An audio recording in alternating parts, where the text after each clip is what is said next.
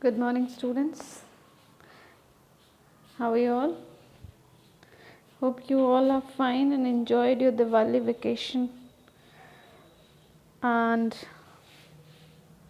I hope you all started your study as vacation is over.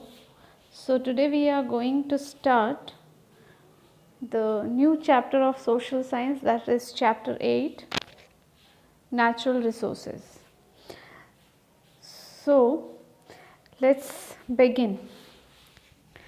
Human needs can be satisfied partially or completely through resources. There are thousands of elements in the nature, but we cannot call all of them resources. It means what? कि जो human being है, उनकी जो ज़रूरतें हैं वो पूरी तरह से कब सेटिस्फाई होती हैं, मतलब कैसे सेटिस्फाई होती हैं? रिसोर्सेज, मतलब किसी न किसी रिसोर्सेज से ही उनकी जो रिक्वायरमेंट है या जो उनकी नीड है वो सेटिस्फाई होती है। और ये जो नीड है या ये जो रिसोर्सेज हैं वो कैसे हैं? अलग अलग थाउजेंड्स ऑफ एलिमेंट्स जो नेचर में हैं वो अलग अलग एलिमेंट्स हैं जिनको हम क्या कहते हैं? रिसोर्सेज। लेकिन हर एलिमेंट को हम रिसोर्स नहीं कह सकते हैं। These elements can be called resources only when these are utilized by man through his special knowledge and expertise. इनको हम resources कब कह सकते हैं, कब मान सकते हैं? जब ह्यूमन बीइंग इसको कैसे यूज़ करे? अपने नॉलेज और अपने एक्सपीरियंस से इसको जब यूज़ करता है, एलिमेंट्स को यूज़ करता है, नेचर के जो एलिमेंट्स को यूज़ करता है, तो उस तब ये क्या कहलाते हैं? रिसोर्सेज कहलाते हैं। In other words, the things on which the man is dependent, human need can be fulfilled by them, and man has the physical and intellectual capacity to utilize them can be called as resources. It means कि अगर हम मैंने क्या कहा कि nature में जो elements हैं इनको रिसोर्स कब माना जा सकता है? जब इंसान इसको अपने नॉलेज, अपने एक्सपीरियंस से यूज़ करें, तब ये रिसोर्स कहलाते हैं। या जब हम इनको, अगर हम इसको दूसरे शब्दों में कहें तो ऐसी चीज़ें, ऐसे एलिमेंट्स, नेचर्स के ऐसे एलिमेंट्स जिस पे ह्यूमन बीइंग टोटली डिपेंड हो और ह्यूमन बीइंग की नीड्स को वो एलिमेंट्स फुलफ़िल करते हों और उनको ह्यूमन बीइंग यूटिलाइज करे, तब वो क्या कहलाते हैं? वो एलिमेंट्स क्या कहलाते हैं? Resources. In this way, anything which is used to fulfill the human needs become a resource. इस तरह से क्या हुआ? ऐसी नेचर की ऐसे एलिमेंट्स जो कि इंसान की ज़रूरतों को पूरा करते हैं उनको क्या कहते हैं हम? Resources. In ancient times, man did not know about the minerals buried within the land, so these were not the resources at that time. But today these are extremely useful due to their utility and the developed technique of mining. The natural resources should have both the virtues of utility and capability to work. The resources are made of the interaction of the three, that is nature, man and the culture. अब इन्होंने क्या example दिया है कि elements resource कब है? जब उसका ह्यूमन बीइंग प्रॉपर यूज़ करे। जैसे एंशियंट टाइम में जो ज़मीन के अंदर जो हमारे एलिमेंट्स थे उनका पुराने ज़माने में लोगों को यूज़ करना नहीं आता था, तब इन्हें रिसोर्स नहीं कहा जा सकता था। लेकिन नाउ अडेज the people can use the elements which is buried in the land, तो उनको वो माइनिंग के थ्रू वो उनको यूज़ करते हैं। जैसे कोयला हो गया, ये सारी चीज़ें क्या है? ज़मीन के नीचे से निकली और आज मॉडर्न टाइम में इनको यूज़ किया जाता है। तो ये क्या हो गए? रिसोर्स हो गए जो कि ह्यूमन बीइंग यूज़ करता है। और ये नेचुरल चीज़ें हैं, नेचुरल एलिमेंट्स हैं, इसलिए ये नेचुरल रिसोर्सेज कहलाएंगे। The resources are made of interaction of the three. और रिसोर्स किससे बने हुए हैं? तीन चीज़ों से मिलके बने हुए हैं। What are they? Nature, man and the culture. Now let's see the uses of resources. Resources are useful to us in many ways. We learn about its role gradually at every stage of human life. All activities from agriculture to industries ultimately depend on natural resources. Let us know more about it. तो resources अलग अलग तरीके से useful हैं और अलग अलग तरीके से यूज़ किए जाते हैं, और इन सब के बारे में हम we will see one by one. First is what? Resource as food. मतलब जो नेचुरल रिसोर्स है उसको फूड की तरह से ह्यूमन बीइंग कैसे यूज़ करता है. First we will see this. Various food requirements of man are complied by various resources. Fruits grown naturally, various crops obtained through agriculture, milk and its products, and meat obtained through domestic animals, fish and other aquatic animals from reservoirs, honey prepared by honeybees etc. are used as food items. अब अगर हम food देखें, जो natural resource हैं, अगर उसको हम food के रूप में देखें तो what are the natural resources which we can use as a food. जैसे कि जो फ्रूट्स होते हैं वो नेचुरली ग्रो करते हैं पेड़ से.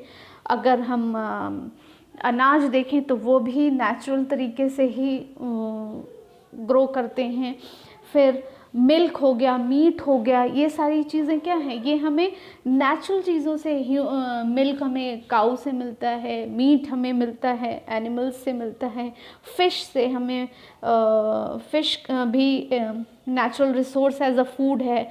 फिर जो शहद होता है वो हनी बी से मिलता है. These are what? Natural resources as a food.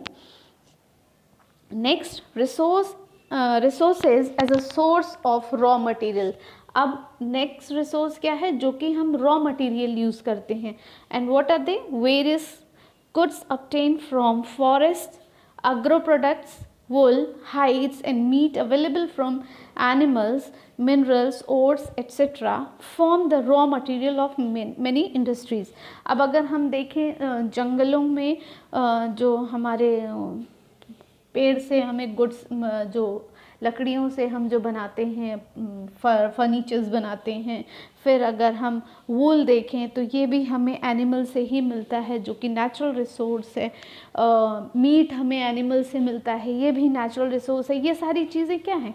Raw material हैं जो अलग अलग इंडस्ट्रीज़ फॉर्म कर, मतलब अलग अलग इंडस्ट्रीज़ के थ्रू मिलती हैं. जैसे वुल है, वुल डायरेक्टली हम जो भेड़ होते हैं उनसे हम डायरेक्टली नहीं निकाल सकते हैं, ये इंडस्ट्रीज़ के थ्रू हमको मिलती हैं. लेकिन मिलती कैसे हैं? नेचुरल रिसोर्स से ही मिलती हैं और रॉ ही मिलती हैं. इनको हमको पकाना नहीं पड़ता है, या इंडस्ट्रीज़ उनको रॉ जानवरों से रॉ निकालती हैं, यानी डायरेक्टली निकालती हैं. नेक्स्ट है रिसोर्सेज एज एनर्जी रिसोर्सेज. अब अगर हम ऐसे रिसोर्स जिनसे हमको एनर्जी मिलती है, एनर्जी के लिए रिसोर्स होता है, उसकी बात करें तो उसमें क्या है? कोल हो गया, पेट्रोलियम हो गया, नेचुरल गैस हो गया. ये सारी चीज़ें भी हमारे लिए रिसोर्स ही हैं. जैसे पेट्रोल इज़ अ रिसोर्स की कार में, बाइक में, ये सारी चीज़ें हमारे यूज़ में आती हैं. तो इनमें भी क्या लगता है? नेचुरल रिसोर्स लगता है. और नेचुरल रिसोर्स क्या है? पेट्रोल है. Beside energy can be generated through solar isolation, wind, sea waves, tides and ebbs of waterfalls. जो पानी वाटरफॉल्स होते हैं उनसे भी, वो भी एक नेचुरल रिसोर्स है जिससे हमको विंड्स हो गए, और ये सारी चीज़ें किससे मिलती हैं हमको? ये भी नेचुरल रिसोर्स से ही मिलती हैं, जो कि हमें क्या देती हैं? सोर्स ऑफ एनर्जी होती हैं. जैसे सोलर सिस्टम हो गया, ये भी नेचुरल रिसोर्स से ही ये हमें एनर्जी मिलती है. सूरज sun is a natural resource. Types of resources. Now come to see the types of resources. What are the types of resources? It is classified in different way. First is on the basis of ownership, on the basis of re availability, on the basis of distribution centre, and these types are as follows.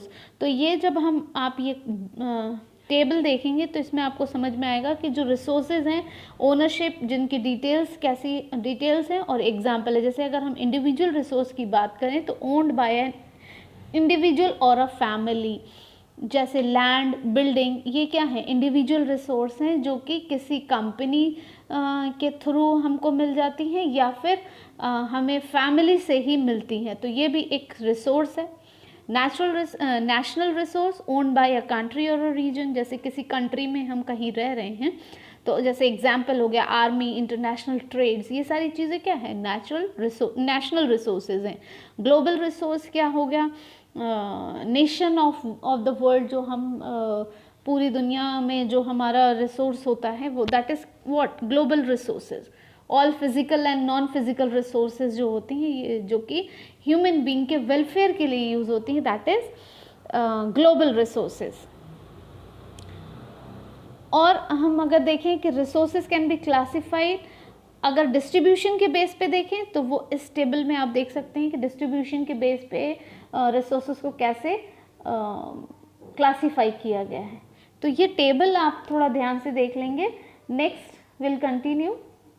You could understand details of two types. Resources can be classified by other methods also, wherein these can be classified in two types as renewable and non-renewable resources. यानी resource दो तरह के होते हैं, एक होता है renewable जिसको हम रीयूज़ कर सकते हैं, रीन्यू कर सकते हैं, और दूसरा होता है नॉन रिन्यूएबल जिसको हम एक बार यूज़ करके दोबारा यूज़ नहीं कर सकते हैं। Some resources reproduce themselves as per their uses during a specific time. On other words, these are inexhaustible. Solar insolation, wind, birds, animals, bioresources, etc. fall under these categories. और इनमें कौन कौन से क्या आते हैं, सोलर आइसोलेशन, विंड, ये सब क्या होते हैं, ये रिसोर्सेज नॉन रिन्यूएबल और रिन्यूएबल रिसोर्सेज के अंडर में आते हैं। These are called non renewable resources, जो कि जैसे विंड हो गया, सोलर सिस्टम हो गया, एनिमल्स हो गए, बर्ड्स हो गए, बायो रिसोर्सेज, ये रिन्यूएबल रिसोर्सेज कहलाते हैं जिनको हम यूज़ कर सकते हैं और वो ख़त्म नहीं होते। अब नॉन रिन्यूएबल रिसोर्सेज में क्या आते हैं, जिनको हम एक बार यूज़ करें और फिर दोबारा यूज़ नहीं कर सकते, जैसे कोल, मिनरल, नेचुरल गैस, पेट्रोलियम, इनको अगर हमने किसी फॉर एग्जांपल अगर हम पेट्रोल की बात करें तो अगर हम पेट्रोलियम को एक बार यूज़ कर लेते हैं तो उसको रिन्यू नहीं कर सकते, वो क्या हो जाता है, जितना हमने कंज्यूम किया उसको ही यूज़ करते हैं और उसके बाद से हमको दूसरा पेट्रोलियम यूज़ करना होता है, सेम पेट्रोलियम को हम यूज़ नहीं कर सकते हैं, तो इसको क्या कहते हैं, non renewable resource. Next, planning and conversation of resources. Conservation है ये, कन्वर्सेशन नहीं है, स्पेलिंग सही कर लोगे। Human needs are unlimited while the resources are limited. During last 100 years, usage of the resources has increased very much due to the extraordinary development in science and technology and due to population explosion. Severe implication will have to be experienced in future if a serious thought is not given to this matter. So it is the duty of all of us to conserve resources for the future generation. Resources should be conserved and should be used rationally. अभी क्या बोल रहे हैं, planning and conservation of resource means हमको how we can use the resources, natural resources, and why we should conserve the resources means कि हमको natural resource को कैसे यूज़ करना है और उनको बचा के क्यों रखना है, इसके बारे में इसमें लिखा हुआ है। तो उसमें क्या बोल रहे हैं कि ऑब्वियसली इट इज़ फैक्ट कि ह्यूमन बीइंग की जो नीड्स होती हैं वो कभी ख़त्म नहीं होती हैं, लेकिन जो रिसोर्सेज हैं वो हमारे पास लिमिटेड हैं और कुछ सालों से ऐसा देखा जा रहा है कि जो रिसोर्सेज के यूजेस हैं वो क्या हो गए हैं, बहुत तेज़ी से बढ़ रहे हैं। Because the reason is development, extraordinary development of science and technology और प्लस पॉपुलेशन की तेज़ी से बढ़ने और डेवलपमेंट ऑफ साइंस और टेक्नोलॉजी की वजह से जो हमारे रिसोर्सेज हैं उनका यूजेस बहुत ज़्यादा कुछ सालों में बढ़ गया है और इसकी वजह से ऐसा माना जा रहा है कि फ्यूचर में ये क्या हो सकता है, एक सीरियस इशू बन सकता है। तो हमारी ड्यूटी क्या है कि हम इन रिसोर्सेज को कंजर्व करके रखें, बचा के रखें फॉर द फ्यूचर जनरेशन, आने वाली जनरेशन के लिए it is mandatory, it is compulsory to save the these resources, और इनको हम लिमिट में यूज़ करें. The word conservation is directly related to the scarcity of resources. If the resources are exploited at the current rate, where they are exploited haphazardly and irrationally, then it will be a dream to maintain the development and the current lifestyle. It includes things like its rational usage, its conservation and reusage. When there is a danger of existence on the life of a tree or a human life, the arrangement made for it is called its conservation. क्या बोल रहे हैं कि the word conservation is directly related to the scarcity of resources.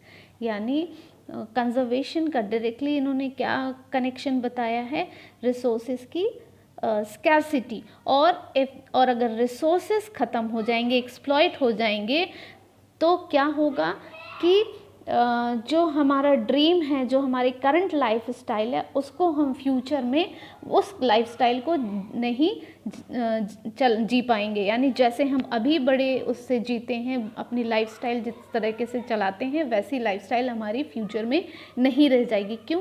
क्योंकि हमारा हम जिस speed में रिसोर्सेज को यूज़ कर रहे हैं, उसकी वजह से फ्यूचर में रिसोर्सेज ख़त्म हो जाएंगे और हमारी लाइफ स्टाइल बहुत चेंज हो जाएगी और लाइफ क्या हो जाएगी, डेंजर में आ जाएगी.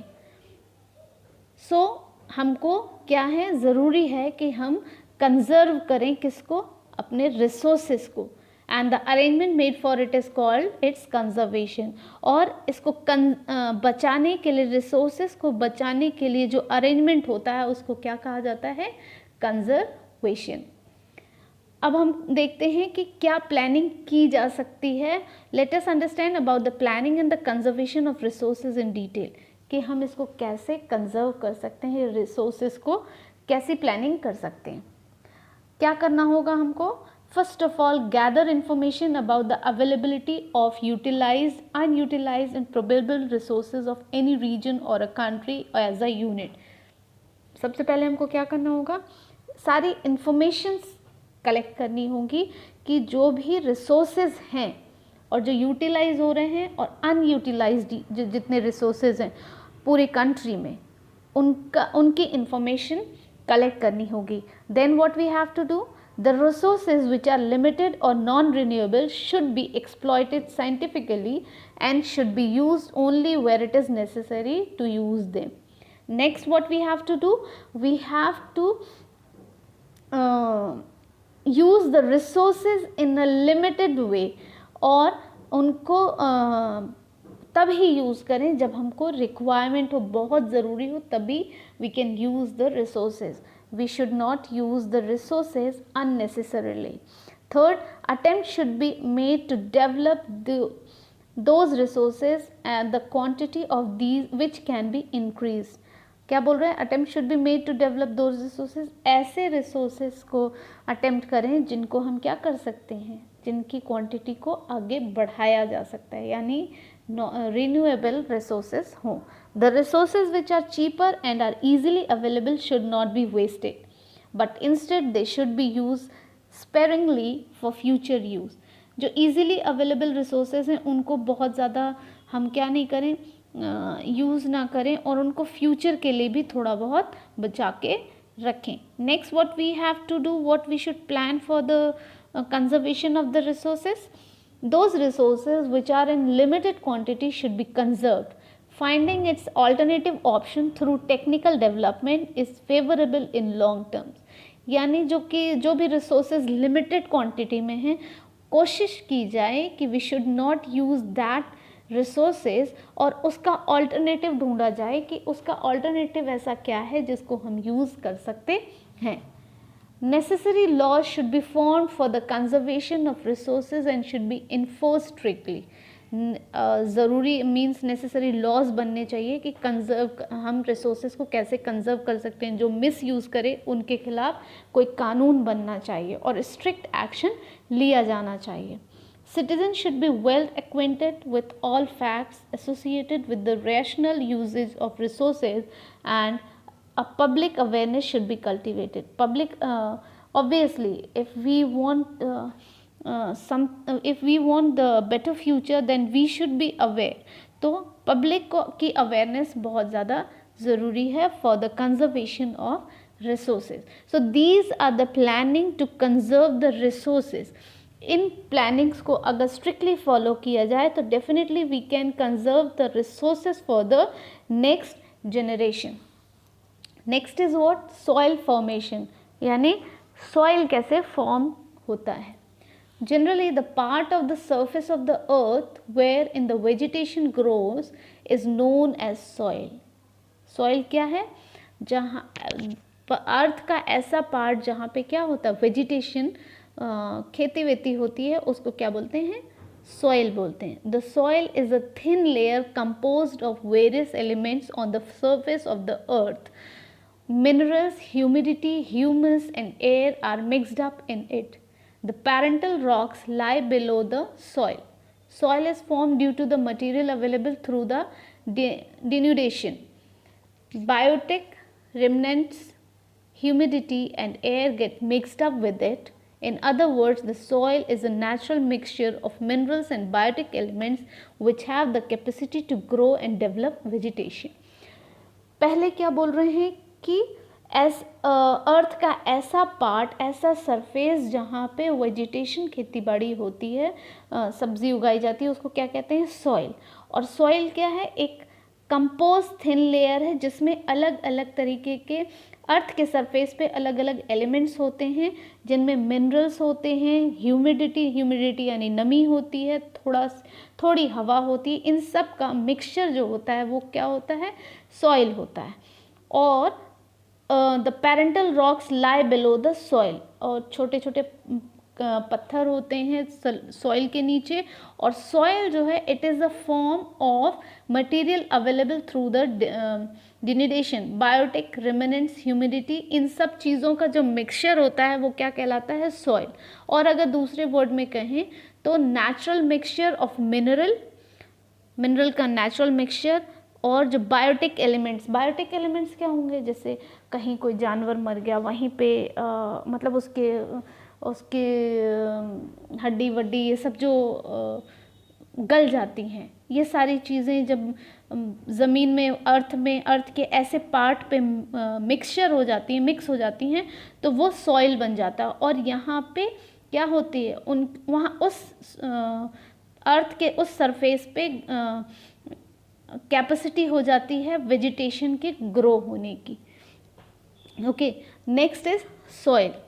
The uppermost layer of the crust of the earth is called soil, which contains mineral and biotic elements necessary for the growth and development of vegetation. जैसा कि मैंने आप लोग को बताया कि biotic elements और natural जो elements होते हैं, इनके mixture से का जो surface होता है that is known as soil, और जिसमें कैपेसिटी होती है वेजिटेशन के डेवलपमेंट, मतलब खेती बाड़ी करने की कैपेसिटी ज़्यादा होती है. Although their proportion is not the same everywhere. The soil is the layer or the surface of the matter formed due to the mixture of the scattered material of the parental rocks and vegetation. Factors of denudation prepare very thin layer through the denudation of rocks. The humus formed due to the disintegration of decay of vegetation or insect is added to this. These biotic elements play an important role in the development of vegetation. बहुत ये कह रहे हैं कि हर soil में ये capacity नहीं होती है वेजिटेशन की. The proportion is not the same everywhere. हर जगह सॉइल में हर जगह ये ज़रूरी नहीं है कि वो एक जैसा वेजिटेशन कर सके यार. यानी अगर एक जगह ज़मीन में अच्छी खेती हो रही तो वहीं थोड़ी दूर पे ज़रूरी नहीं है कि दूसरी जगह भी अच्छी खेती हो. और इस वजह से ऐसा कहा जा सकता है कि the soil is the layer और the surface of the matter, जहाँ पे मटीरियल और पेरेंटल रॉक्स जो छोटे मोटे पत्थर होते हैं उनका मिक्सचर होता है, और यहाँ पे कुछ humus form due to the जो ह्यूमस फॉर्म होता है, ह्यूमस फॉर्म मीन्स व्हाट, जैसे जानवर मर गए, कीड़े मकोड़े मर गए, मतलब ऐसे जो चीज़ें ज़मीन में मिक्स हो जाती हैं, अर्थ के सरफेस पे जब मिक्स हो जाती हैं उस सॉइल में, तो वो क्या कहलाती हैं, बायोटिक एलिमेंट्स कहलाती हैं, और ये खेती बाड़ी या फसल उगाने में बहुत इम्पॉर्टेंट रोल निभाती हैं. The climatic impact in the duration of soil formation is so important and widespread that the soil formed of different types of rocks in that region over a long time is the same. So, the soil formed out of the same parental rocks under different climatic influence is different. Soils are classified on the basis of their color, climate, parental rocks, structures, humus, etc. जो soils हैं उनको अलग अलग base classify किया गया है. किस base पे? कलर्स पे, क्लाइमेट यानी जो मौसम होता है उस पे, उनके स्ट्रक्चर पे, अलग अलग टेबल्स अलग अलग फॉर्म में उनको क्लासिफाई किया गया है, और ये हर जगह सेम नहीं होते हैं. और कौन कौन से सॉइल होते हैं, let's see, and this we will see in types of soil. Recently, Indian Council of Agricultural Research has divided the soil of India into 8 types. अभी हाल ही में इसको soil को 8 types में divide किया गया है. और what are they? Alluvial soil, red soil, black soil, laterite soil, desert soil, mountain soil, forest soil, marshy और peaty soil. तो these are the 8 types of soil, जिसमें से हम पहले देखेंगे अलूवियल सॉइल कि what is alluvial soil and why it is known as alluvial soil. This type of soil is spread over about 43% of the total area of India. This soil is found in the northern plain from the Brahmaputra valley in the east up to Satluj in the west and in the delta region of Mahanadi, Godavari, Krishna and Kaveri reverse.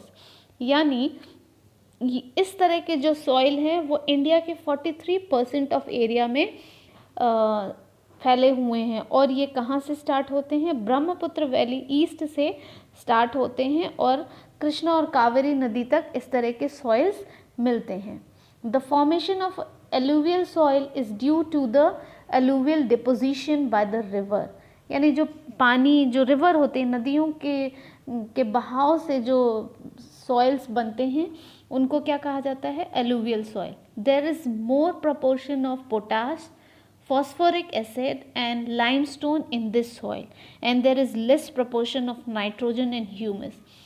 और इस तरह के soil में सबसे ज़्यादा potassium, phosphoric acid, limestone सबसे ज़्यादा होता है और इसमें नाइट्रोजन और ह्यूमस बहुत कम होता है. If pulses are grown in this soil, the nitrogen content can be stabilized. इस तरह के सॉइल में अलग अलग तरीके के दालों को उगाया जाता है, यानी जो पल्स होते हैं उनको एलुवियल सॉइल में ही इनकी खेती होती है. Crops like wheat, paddy, sugarcane, jute, cotton, maize, oil seeds etc. can be grown in this soil. Yani in short we can say the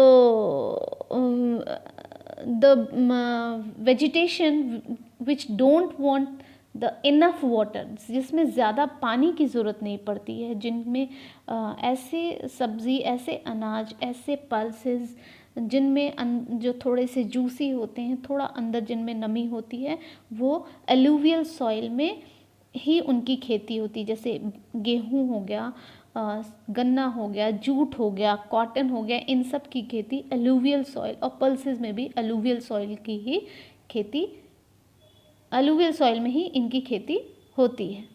next is red soil. It occupies about 19% of the total land of India. It is spread from Tamil Nadu in the peninsular India up to Bundelkhand in the north and from Rajmahal Hills in the east up to Kutch in the west. कहाँ तक फैले हुए हैं ये? तमिलनाडु से बुंदेलखंड तक और राजमहल east से कच्छ तक फैले हुए हैं. और ऐसे सॉइल और कहाँ पाए जाते हैं? राजस्थान में। The soil is red in colour due to the presence of ferric oxide. और इनका कलर रेड क्यों होता है? क्योंकि इनमें फेरिक ऑक्साइड की जो क्वांटिटी होती है वो ज़्यादा होती है। And it becomes yellow as we go down. और यही रेड सॉइल जैसे जैसे हम साउथ की तरफ जाते हैं तो क्या होते हैं? ये रेड येलो हो जाते हैं। Lime, gravel and carbonate are not found in the soil. There is a deficiency of lime, magnesium, phosphate, nitrogen and potash in the soil.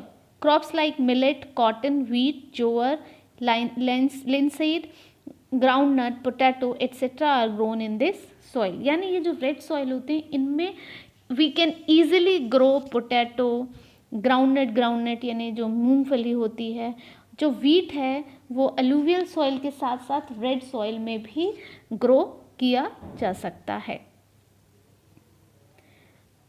Next है ब्लैक सॉइल। ब्लैक और regal soil covers about 15% of the total area of India. This soil was formed due to the spreading of Deccan lava. Such soil is found in entire Maharashtra, western Madhya Pradesh, Andhra Pradesh and certain part of Karnataka. In Gujarat, Surat, Bharuch, Narmada, Vadodara, Tapi and Dang districts have this type of soil. यानी ये जो soil हैं ये black soil इसलिए कहलाते हैं, ये पहले तो इंडिया के 15% ऑफ एरिया को कवर करते हैं और ये जो लावा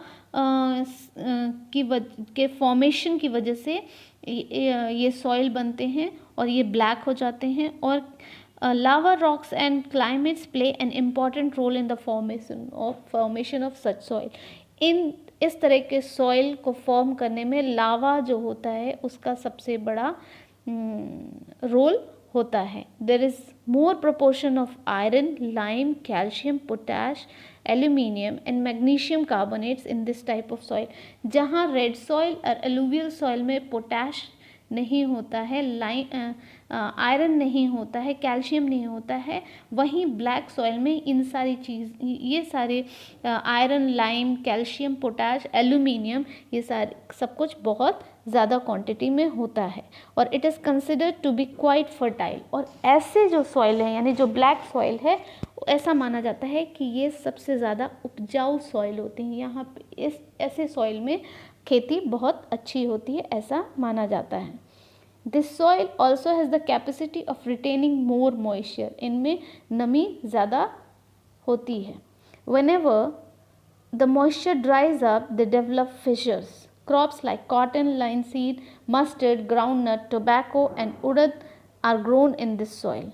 As it is more suitable to the cotton, the soil is also known as black cotton soil. ऐसे सॉइल में कॉटन ज़्यादा होता है इसलिए इसे ब्लैक कॉटन सॉइल भी कहा जाता है। और इस सॉइल में मस्टर्ड यानी सरसों जो होती है उसकी बहुत अच्छी खेती होती है